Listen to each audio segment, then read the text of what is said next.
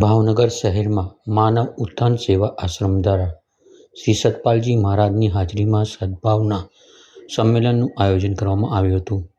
ભાવનગર ખાતે યોજાયેલ આ કાર્યક્રમમાં સતપાલજી મહારાજ તેમજ માતાજી સહિતનો પરિવાર હાજર રહ્યો હતો। ભાવનગરના આરી ખાતે યોજાયેલ આ સદ્ભાવના સંમેલનમાં સંતો અને ભાવિક ભક્તજનો મોટી સંખ્યામાં હાજર રહ્યા હતા। સતપાલજી મહારાજે જણાવ્યું હતું કે વર્તમાન સમયમાં માણસ પાસે બધું છે પણ શાંતિ નથી, ત્યારે આવા સદ્ભાવના સંમેલન યોજાય છે। આગામી દિવસોમાં ભગવાન રામના બની રહેલા મંદિરને લઈ તેની પ્રતિક્રિયા આપી હતી અને કહ્યું હતું કે જાન્યુઆરી માસમાં ફરી દિવાળી ઉજવાશે। તેમણે કહ્યું હતું કે ભગવાન રામનું મંદિર બનવાથી દેशवासियों खुश છે। का मुख्य उद्देश्य यह है कि हमारे गांव में सद्भावना फैले, हमारे प्रांत में सद्भावना फैले, हमारे प्रांत में राज्य में सद्भावना फैले, हमारे देश में सद्भावना फैले। ये सनातन का प्रभाव है कि सनातन के जो ऋषि थे उन्होंने कहा सर्वे भवन्तु सुखिनः सर्वे सन्तु निरामय सर्वे भद्राणि पश्यन्तु मा कश्चित् दुख भाग भवेत्। जो सबके कल्याण की बात करे।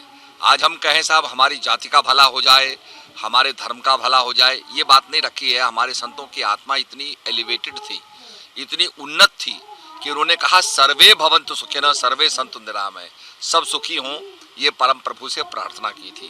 तो सद्भावना का मतलब है कि देश आगे बढ़ेगा, सद्भावना होगी हमारे हृदय में, हमारे प्रांत में, हमारे गांव में सद्भावना हो। उसी संदेश को लेकर के यहाँ हम आए हैं।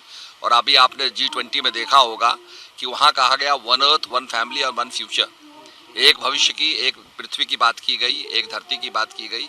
तो ये वसुदैव कुटुंबकम से ही निकल के आता है, जो हमारे ऋषियों का सिद्धांत था।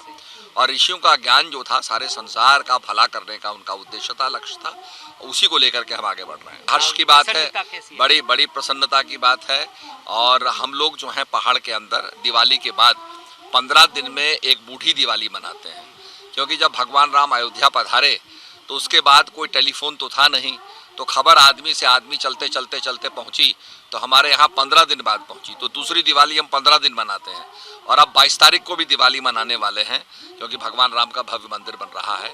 और एक बात आपके माध्यम से मैं कहना चाहूँगा, जब हम त्रेता युग की रामायण को पढ़ते थे तो उसमें ये आता था कि भगवान राम ये जान करके कि अगर मैं देर से पहुँचा तो जो हमारे भरत हैं वो जिंदा नहीं रहेंगे, तो पुष्पक विमान का सहारा लिया। उसका मतलब ये हुआ तो मैन कुड फ्लाई, आदमी हवा में उड़ करके पुष्पक विमान से जा सकता था। अंग्रेज कहते थे ये तो हो ही नहीं सकता, संभव ही नहीं है। और 1903 में राइट ब्रदर्स ने जब जहाज बनाया तब लोगों ने कहा कि द मैन कुड फ्लाई। तो हमारे तो पहले ही शास्त्रों के अंदर वो वर्णित था। इसीलिए मैं सद्भावना की बात कर रहा हूँ कि शास्त्रों के अंदर पहले ही लिखा हुआ है। आपने देखा होगा कि भगवान बराहावतार के अंदर पृथ्वी जो गोल है उसको कहते हैं भूगोल। भूगोल माने जो पृथ्वी गोल है।